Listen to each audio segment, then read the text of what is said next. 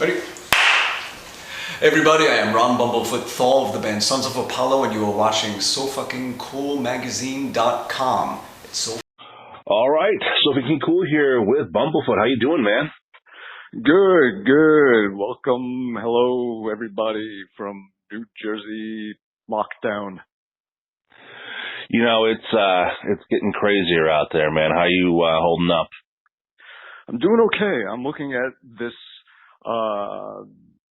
like, I was given a gift. We were given a gift of time. That is the greatest gift anyone can give you because it's the only thing in your life that only runs out.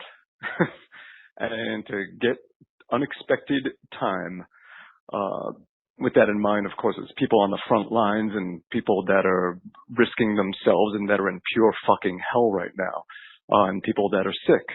But for those of us that are, where we are, and doing okay and have all this time that we don't know what to do with, it's an opportunity to grow, to educate ourselves on new things, to develop new skills, to realize just how much a lot of us needed to slow down. And having it forced on us, you realize it's like, all right, we don't have to be in this race and be so stressed about it all and feel like there's so many important things we need to do because they're really just self-important. We should be taking the time to reflect and to enjoy and to just have more peace within. And that sounds all hippie-ish and shit, but that's where I'm at. And I'm getting a lot more momentum in the studio and putting out more music that I haven't been able to do because I've just been running around so much and pulled in so many directions. So I am embracing the situation and making most of the situation and doing my part to act responsibly and stay healthy for others and myself. And that's all we can do. And we have to accept that we cannot change. This is a situation we are in, and all we can do is be resilient as we are created to be, and find good purposes for our time. No, you mentioned how you're putting more time in the studio and doing things. I love the track Planetary Lockdown that you just put out. I wonder how I came up with that name. Thank you. Now, I understand you were over in Europe right when this first started off and things started shutting down. I was in China when it first started. Really? Over there, yeah. Well, it was the end of November, and I was doing an acoustic tour with the guys from Court Guitars. And we were in Korea and China, and I remember one of my last days in China, there were reports that like 3 people just got sick from eating some animals that shouldn't be eaten. But it wasn't in Wuhan. It was somewhere near Beijing where we were, like in the next town over, maybe an hour away. And it wasn't until a month later that you started hearing about Wuhan. Who knew it would lead to this? I mean, it's, of course, always a possibility, but to have the world just hit a big pause button like this. So, yeah, Sons of Apollo, we were touring Europe. We had a 20-show tour, and after 4 shows, we had to pull the plug and get out. We were trying to figure out, we saw how this thing was escalating and the direction it was going, and figuring out how far can we get, how many shows can we do before we can't. And things started to get canceled. We knew we wouldn't be able to do the bus run, which was 2/3 of the dates. Like we started off, we were doing shows where we fly everywhere, and it was a lot of Eastern Europe and Scandinavia. And then after that, we were going to grab the bus and hit Milan and then Zurich and all the places that were the first to really get hammered. And there was no way that it was going to happen. So we knew that we couldn't get past the fly dates, and we wouldn't be able to do the bus dates. So we canceled the bus. Started talking to promoters. Remember one promoter saying to us, "We're going to sue you. There's no reason. There's no cases here. Everything is fine. You guys are being pussies." All that kind of stuff. And a week later, the same promoter, their country was completely shut down. They were inundated with cases, and they were saying, "Oh, tour promoter, wow, was I wrong? Hope you guys are okay, and look forward to rescheduling when we can, and everyone be safe and be healthy." And this is a very humbling thing. It's a reminder that we are all just mere guests in this world. This is not our world. We don't run it. We are not the supreme beings of it. We are guests, and all Mother Nature has to do is take a look at us and tilt her head a little bit, and we're gone. We should be very gracious and grateful and appreciative of anything we have, starting with our health, and be good to each other, and let this be a reminder that we are not almighty. Now, from being in China, from when it first started out and bouncing around Europe, when you got home, were you extra cautious, like any kind of sneeze or anything? You're like, "Oh my God, do I have it?" Well, the funny thing is, before any of that, I was in South Africa, and I was visiting this beach full of penguins. And a day later, my throat was all shredded, and I was sneezing like crazy. And from there, I went to Canada, and I had no voice. I literally couldn't speak, sick as fuck.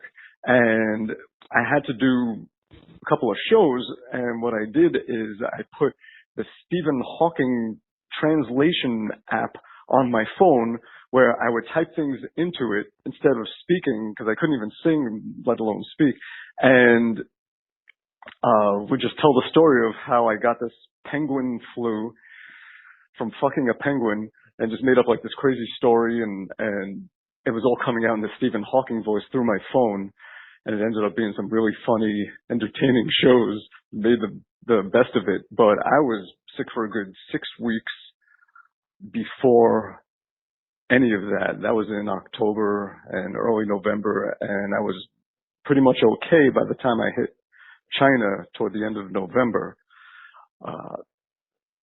It certainly wasn't COVID-19. It didn't exist yet. But from that, I was certainly being careful already, because I didn't want to get sick again. And the hell of trying to do what you do when your health is compromised and you feel like you're letting everyone down, and you're still obligated to travel and work and give as much of a percentage of yourself as you can. Yeah, that's hell. So anytime anyone sneezes or coughs, I'm immediately running the other direction. I'm doing that anyway, because I don't want to get sick, and I don't want to make other people sick that are around me. So I was already very careful, and I already had a big stack of 295 masks, because I use them to avoid cigarette smoke and keep them with me all the time for that. So I was all stocked up and ready. Now, someone like you who is in so many different bands, you do solo shows, I mean, you're constantly touring. When do you think you're going to get back on the road? I don't know. And at this point, I'm not even thinking about it. I'm not making any plans. I'm just saying now is what now is. And the next now will be what that will be. And when it changes, when we could get back to our analog lives and get out and see each other again, then we'll start working towards that and making plans and doing things. But until then, this is our reality. and I am just accepting it and working within any confines and limitations or lack of limitations. Because if anything, this is opening up. It's expediting the technology for all of us to do what we do streaming wise. I mean, there was companies like StageIt that have been around for the longest time, but now I think what's going to happen is, well, here's the thing. You can do a show from one place and stream it. Now there's latency. What you're doing in your room when you play, when you sing, by the time people hear it, there's a half-second difference. If you ever Skyped with someone and tried to jam with them, you know, it's impossible because you play, it reaches them a half-second later, they play to this half-second delayed sound, and then you hear that back a half-second later than they did it. So it just becomes this big mess of everybody out of time with each other and not able to be in sync because of latency. So I'm guessing that right now there's a ton of people out there that are trying to find a way to reduce that latency. Now picture this, imagine this. Imagine if a band can put on a concert where all the members are in different places, but they can all play together and be synchronized, and everyone can watch that, where people can jam together from different places in time. That will change the game for sure. And I'm thinking that people are going to get used to this way of life. And when the restrictions are lifted, there's going to be a handful of people that are going to say, you know what? I like not touring. I like being able to do these personal interactive shows from home. I'm going to stick with this. And there's going to be people who say, you know what? I don't want to slip out to a club and be out all night and have to drive an hour back home. And you know what? I could watch this. I can be eating dinner and be going to a concert at the same time. I'm going to stick with this. I think that when this is over and we get back to our previous lives, there will be a residual effect of all of this, and this is going to add, you know, this isn't going to disappear. Like the way we're living right now is not going to disappear to anything. It's going to be a new piece of how we live from here on. Oh, I agree with you 100%. I mean, in you speaking of how these interactive shows are going to be, I mean, think about when the world does open up and you're able to go out and be at a show. Are shows going to be smaller? I mean, is there going to be no more stadiums or arena shows?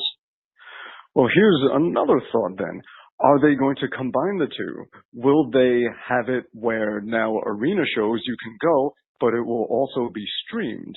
And will there be a screen where maybe certain people will be selected to ask a question, almost like taking an audience member and bringing them on stage to sing with you or something like that? Instead, now you can put someone on the split screen with you that you choose, a fan or something like that, and they can ask a question. Like, are those sort of things going to become integrated into live shows? Yeah, that can happen, and that could actually be pretty fucking cool if it does. Yeah, that'd be amazing for sure. Yeah. Imagine like a new VIP thing where instead of meeting the band for this generic bullshit, shake your hand, take a picture, get the fuck out of here nonsense, instead it's something that's digital, like something streaming, something where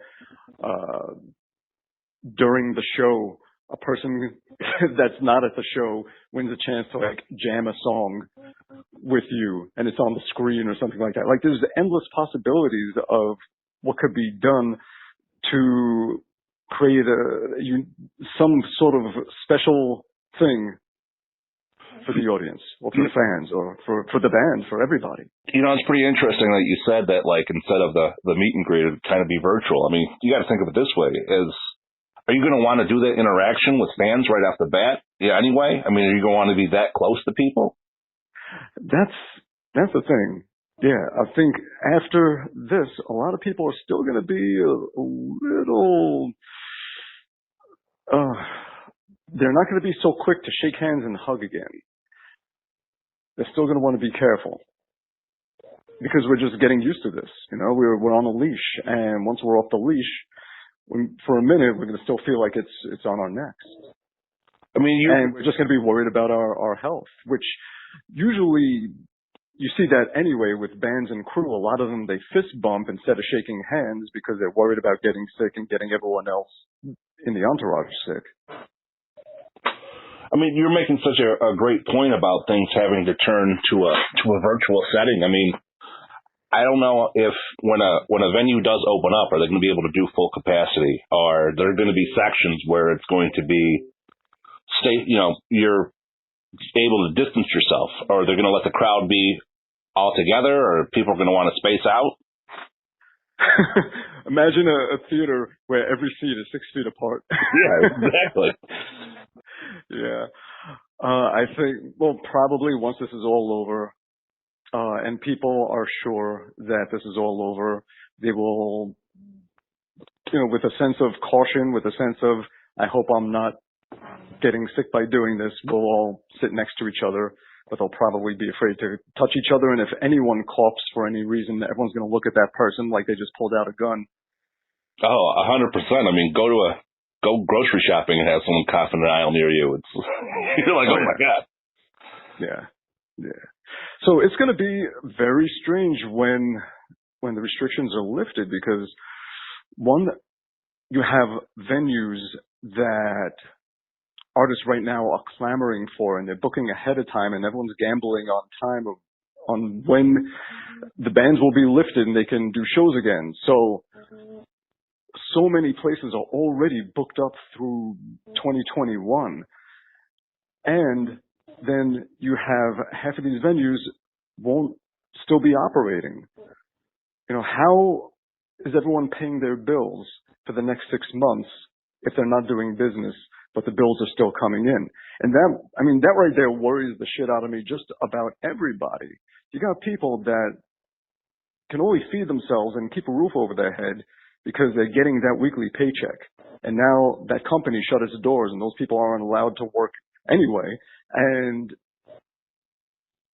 the government is not going to move fast enough to help everybody, and they can't sustain everybody, won't sustain everybody. So what the hell is going to happen? Either we're going to have to seriously take it into our own hands, private sector, and really take care of each other, or people are just going to fucking freak out. Oh, I mean, you can see it starting to happen already. Yeah. Now, earlier in the conversation, you mentioned how some bands might enjoy the comforts of being able to do these digital shows. Do you think that any classic rock band is going to want to jump on the road right away, or you think they're going to want to go for that more digital show that you were discussing? I think every band that has done this is missing it in some way. Even the ones that are saying, oh man, it feels so good to just be off the road and be home and be able to just actually see my family for more than a week and be able to just do all the things that have been on my to-do list for 5 years that I can't get to, and just be able to slow down the pace. And it's a break that most people don't say it, but they do need it. And even with that, hell yeah, you miss the road. I'll be honest, like, touring is not my favorite thing. My favorite thing is teaching and then producing. But I miss the hell out of it. I miss the hell out of being on the road. Just doing what we do, just going city to city and just sweating for a couple of hours and giving everything you have,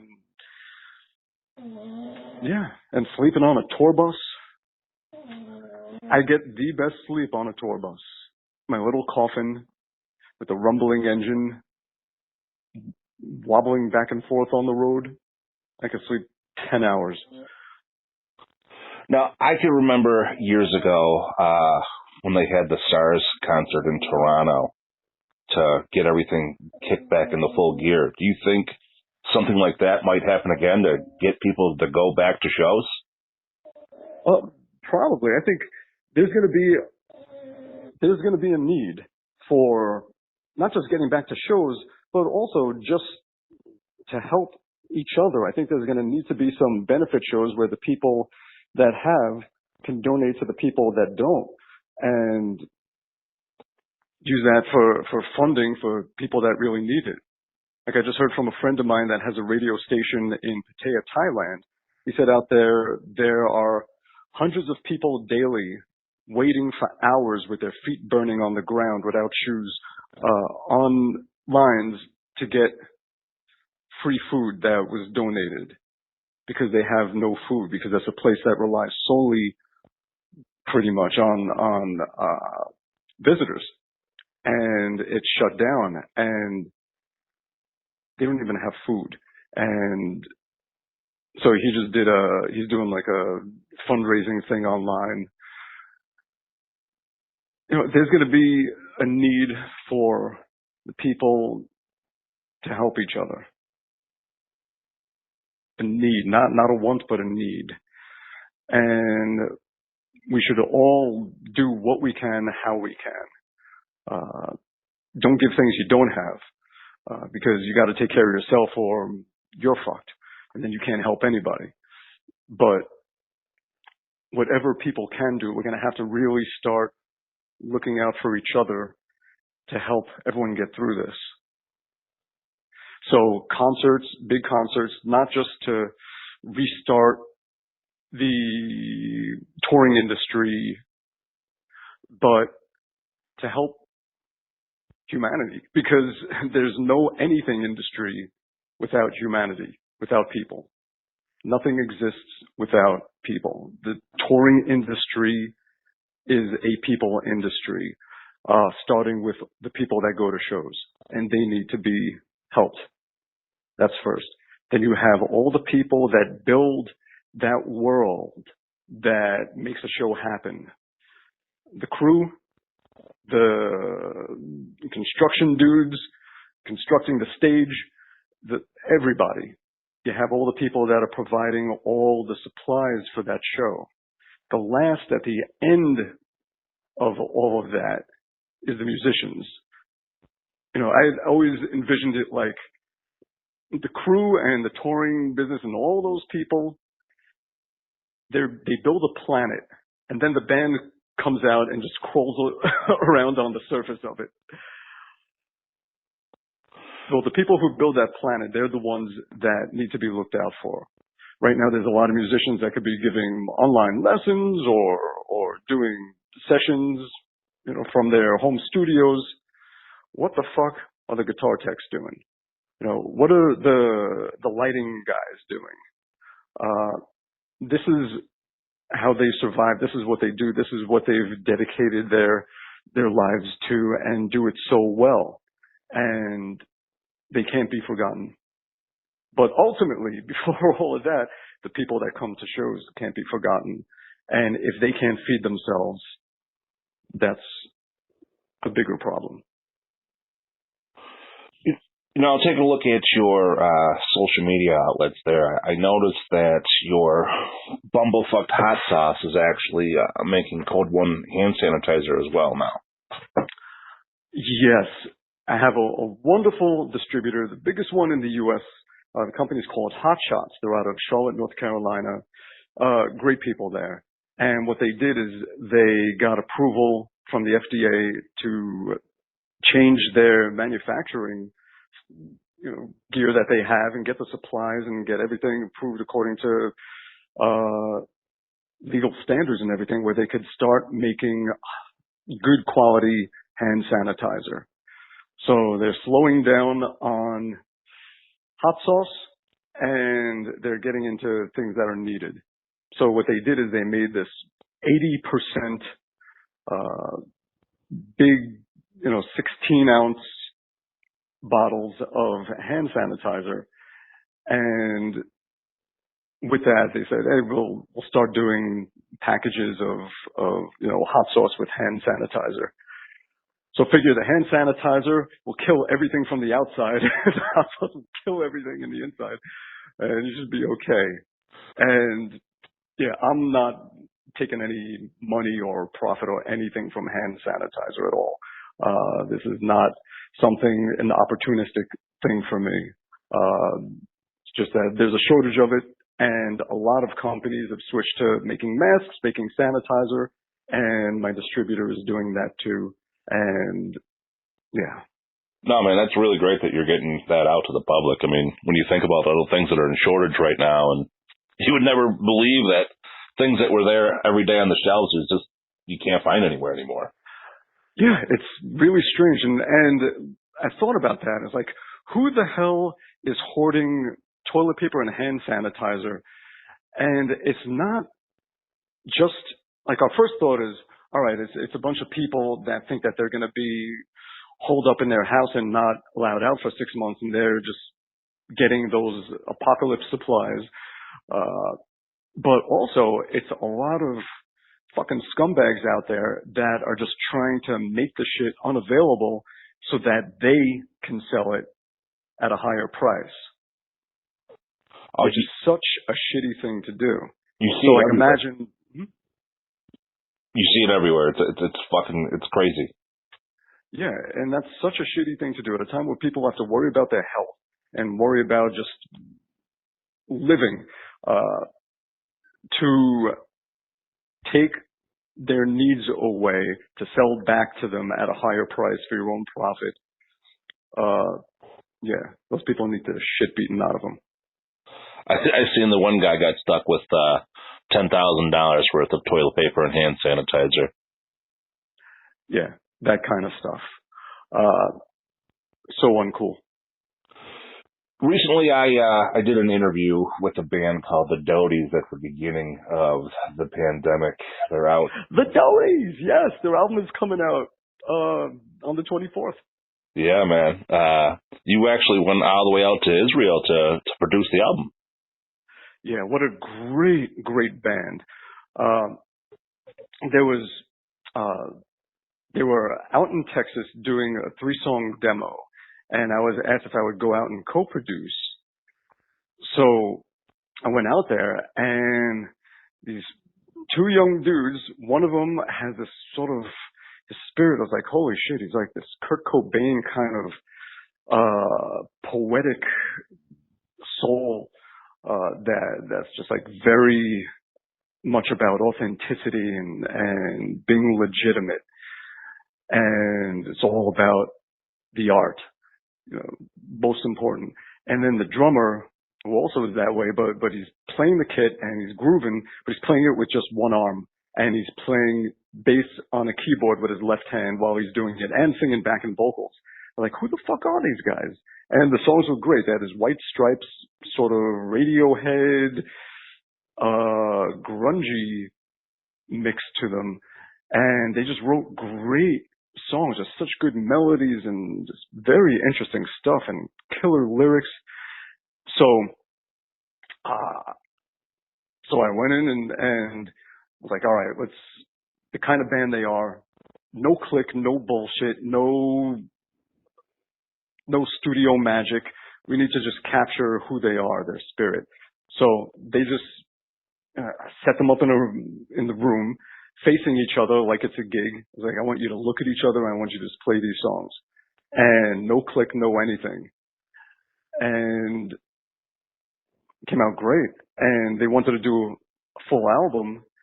Thing is, they don't, they're not loaded with with money. So it's like, all right, here's how we can do it. We go to a local studio. That's good. Get all the music down in 3 days. And then I'm bringing over an interface and a bunch of microphones, and we're going to do the vocals and any other extraneous sounds like, kicking old amplifiers and making them rattle and shakers and whatever else we want to put on top and backing vocal chants and foot stomps, and we'll do all that at your house.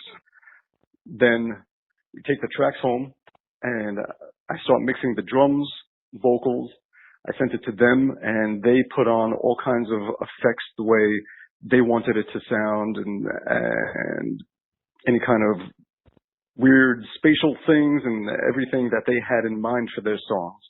And they did that on vocals, guitars,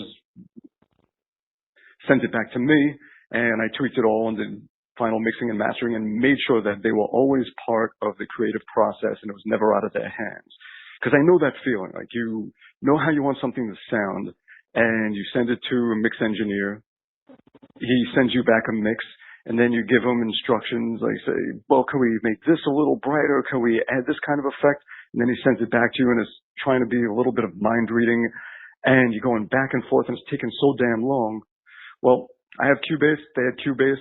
We were able to just use the same files and the same everything, do it on the same platform and work together to make it sound the way they wanted it to sound.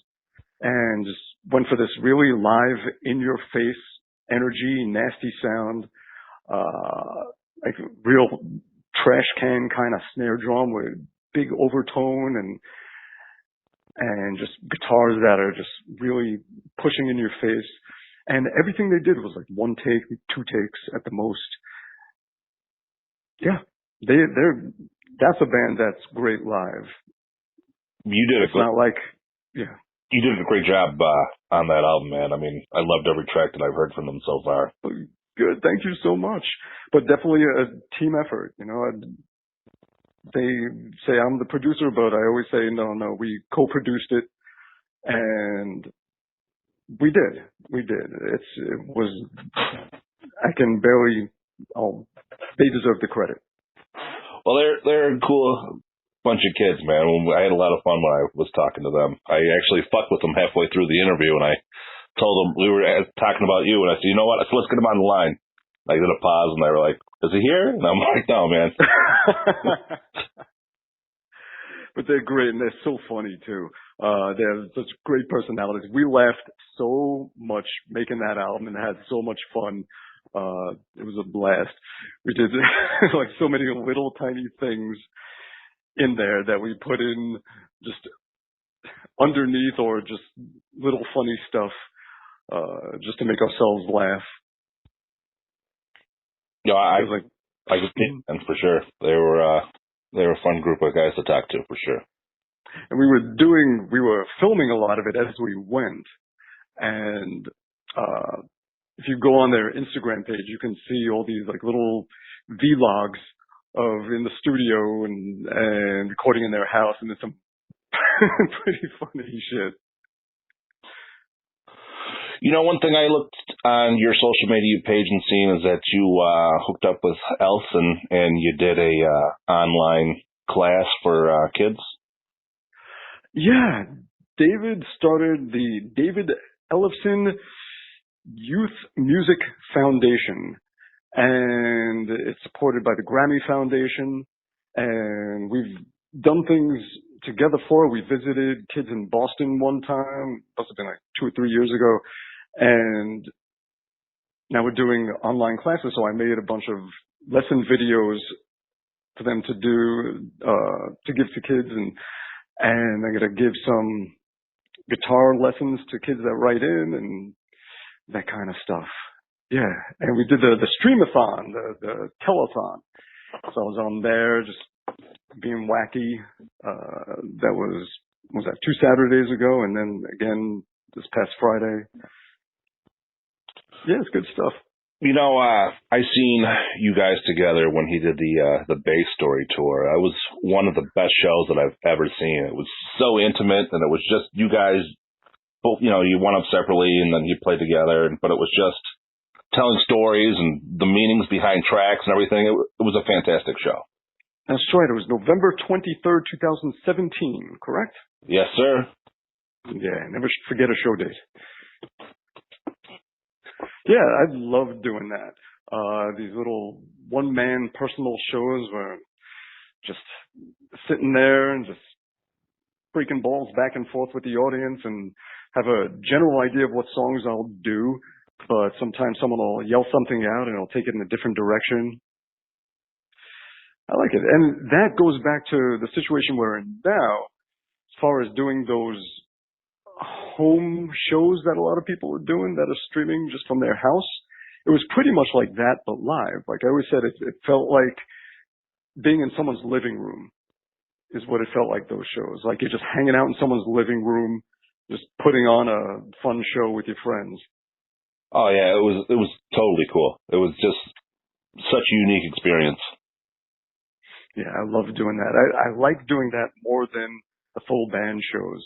And I've been doing a ton of touring doing that. Combinations of clinics, acoustic shows, those little one-man storyteller evening with in your living room type shows, and full band stuff and jams and everything. So I mix them all together, and it keeps a tour very interesting. Now, what can we expect? What can we expect next out of you? I know you released that track recently. Are you going to put out some more music? Are you going to? Yeah, now I am working on. Let's see, what do I got going on? Just for the hell of it, I'm taking some covers and doing acoustic versions of them and recording those. I'm going to work on some new solo music, like that song I put out, Planetary Lockdown.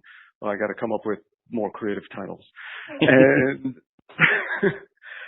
and getting a head start on writing some new Sons of Apollo music. And there's a song with my solo band drummer Kyle Hughes in the UK, and Billy Sheehan on bass, and I'm on guitar and backing vocals for a friend of mine named Milan Polak, Milanpolak. Great singer, guitar player, songwriter. We did a song together a few years ago called Devil on My Shoulder with Thomas Lang on drums and Ellison on bass. And we took any profits from it and donated them to road recovery. So we're doing another song. We're taking a song from his album that we played on and doing another alternate version of it. And we're going to put that out and donate proceeds to charity for that one as well. So that should be probably next month. I think it'll be out. That's awesome, man. I'm really looking forward to that. Cool. Nope. So that's, yeah. Well, that's pretty much it. I'm just doing that. I'm doing a couple of Skype lessons here and there, some mixing and mastering, some guest solos, but I'm trying to limit stuff as much as possible where I can just stay focused and keep momentum going for writing, because I get distracted too easily and then I just can't write. Well, I mean, there's nothing but time on your hands now, man, you know? Yeah. Now, when things kick back into full gear, is it going to be the Sons of Apollo that you're going to focus on? I know you did stuff with Yes. I mean, you part of Guns N' Roses at one point in time. You're so many different acts, so many different bands. Yeah, when I get back, well, it's going to be not Yes, but Asia, band Asia. So we were talking about doing some touring in 2020, but that's obviously not going to happen. So in 2021, I'm sure Asia will do some shows. And Sons of Apollo, we still got to do a whole bunch of world touring. So we got to get back on that horse and get out there and do that. So for sure, we have to pick up where we left off and get out there and hit the road with Sons of Apollo. In between, I'll do my own wacky things, all the acoustic shows and clinics and the evening wit shows and all of that fun stuff. And what else? Yeah, whatever else comes along. Never know. Now, you mentioned world touring, man. I mean, it's hard to get from California to New York right now. When you plan on getting out there, are you going to limit yourself to what countries that you're going to go to, or? Never. When you're a touring musician, you want to play every corner of the planet. There's nowhere you don't want to play. And it's funny because you announce a tour and half of the messages, half of the comments are, why not this country? Why not that country? thing is, a band can only play where a promoter takes on the band. Like, a band wants to play everywhere. There is nowhere a band does not want to play. But you put it out there, like your booking agent. Here's how it works. The booking agent that represents your band, they reach out to all the different promoters, thousands of them, in the region that this agent represents, and says they're putting a tour together between these time periods. Who's looking to take them? And then certain promoters will say, hey, I'll grab Texas, I'll do San Antonio, Houston, and Dallas. Like, cool. And then they start working out all the business stuff. It's like, all right, the band needs this much money and as a guarantee, and maybe it's this much percentage once, this many people surpass, or however the deal is worked out. And that promoter is investing in the band and buying a show. And then that promoter has to get the venue. They have to rent a venue if they don't also own the venues. They have to get all the staff and the security and particular lighting system and whatever PA is there, and it has to meet specs. The stage has to be a certain size and dimensions, or we're not going to fit Mike and Derek's gear. Like all that stuff for real. So there's all of that, and then the promoting begins, and they start making their Facebook event pages. And once all the shows are in place, and the booking agent arranges with all of these promoters in different locations at different venues to make a routing that makes sense, because the routing can destroy a band if it's wrong. It should look more like a circle. If it looks like you're drawing a star, it's going to be a problem, because if drives are too long, there's rules about how long a bus driver can drive. For good reason. You don't want a bus driver falling asleep at the wheel. Right. So the shows can't be too far away from each other, unless there's a day in between. Otherwise, it's impossible. And what you would have to do is the whole band and crew would have to fly to the next place, and the bus driver, you have to fly in a second bus driver so that one goes to sleep and the other driver continues driving. And even with that, a bus can't run endlessly. The bus itself needs to take a break, have a break. So you could really be screwed if the routing isn't good. And if it's a situation where, there's a lot of singers that need days off for their voice to heal. Some singers do one show, 1 day of rest. Some do 2 shows, 1 day of rest. Some can do 3. There was one tour we did where there were 5 shows in a row, and in 2 of those shows, we had to wake up in the middle of the night to get on a ferry with the bus to take us to somewhere in the UK and then back out. So that's 5 shows in a row with 2 nights of broken sleep within it, and that's the way to kill a singer. Right. Where, not just for that batch of shows, but for all future shows where he gets no time to heal. So in order to keep the health and the sanity of everyone, the routing has to be right. So that's what the booking agent deals with. They get the shows out to the promoters, they lock them in, they set up an orderly fashion for it all, so that you have a band that's fresh and ready to put on that show, and a crew that's not exhausted. Because that's the other thing, is that the crew needs to be there setting up in the morning, and they are breaking down late at night. They have the longest days out of anyone, and they need their rest. They need to keep their health up and their sanity, and you can't just treat people like slaves. They need to be in a situation that's not going to fuck them up. So the routing is so important. So once you have that down, you have your tour. Then you have to get a bus. Now, do you need a bus? It depends. There are ways to do it. You can get a hotel everywhere, where after a show, you go to bed at a hotel, and then you wake up early and have a little Sprinter van that everyone is in. You sit for 5 hours and drive to the next town with a big trailer of gear behind it, and you would have two of those. That's one way to do it.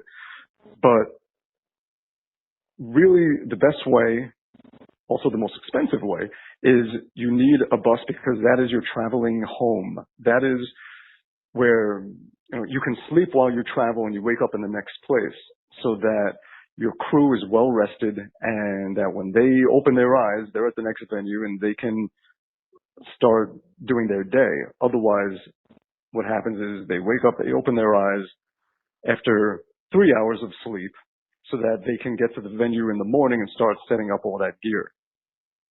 So really the best way, almost the only way to do it, is with the bus.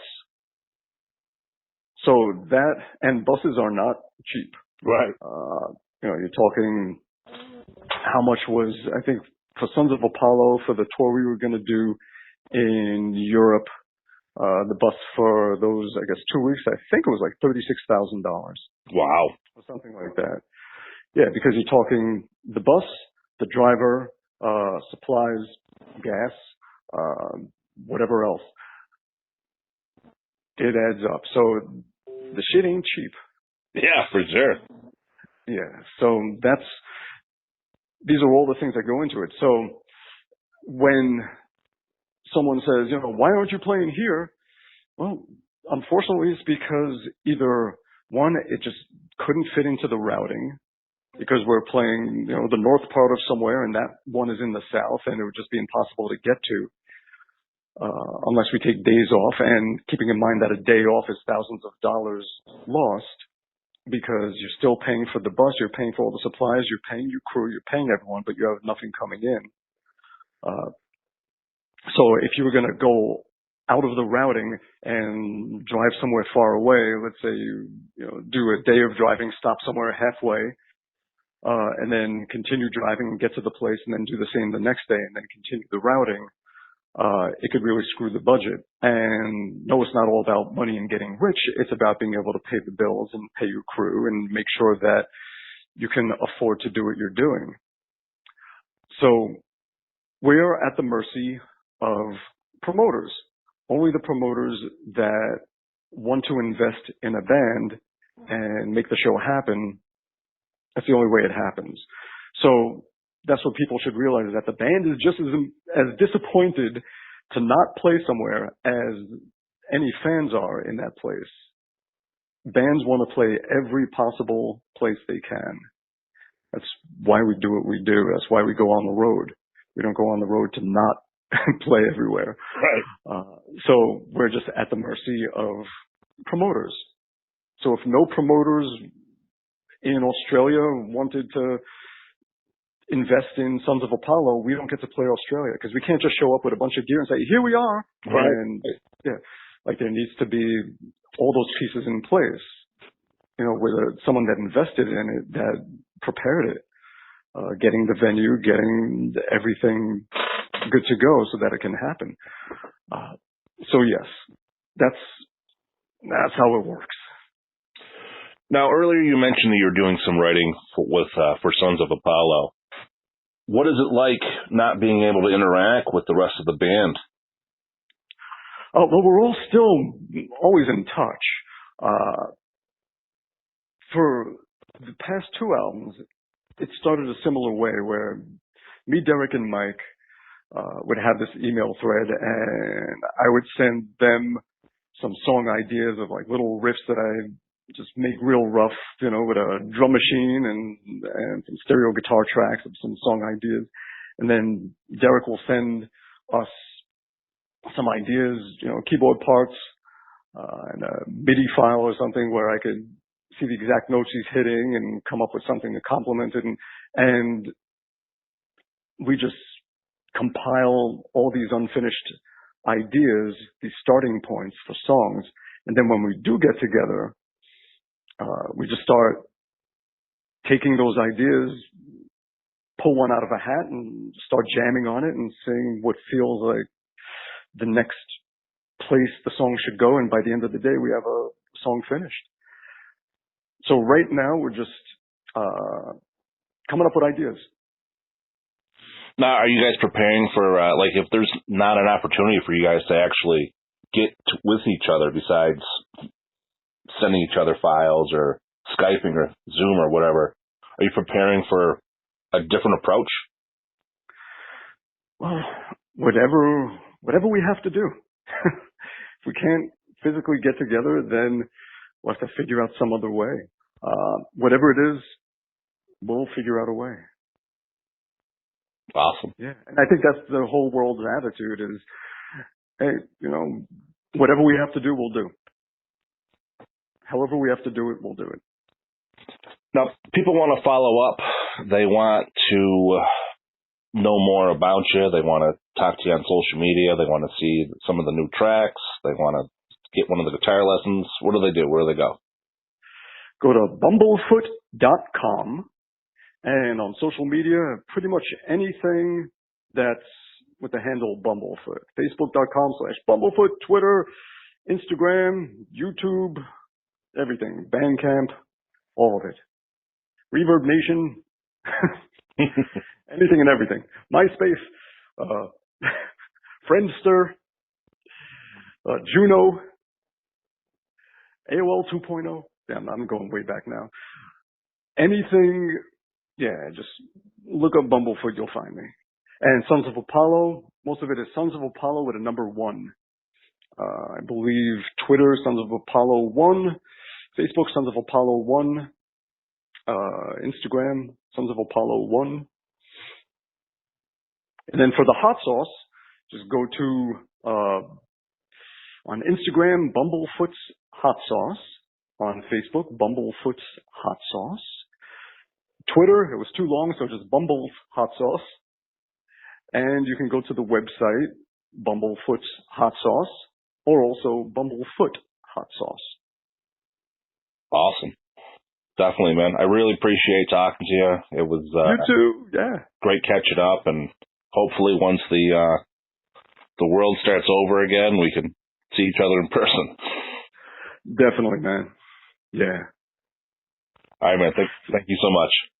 Thank you. So be happy, healthy, safe, and I'll see you when we get back to our, as I call it, analog lives. All right, man. Take care of yourself. Have a great one. Thanks so much. Bye-bye. Bye.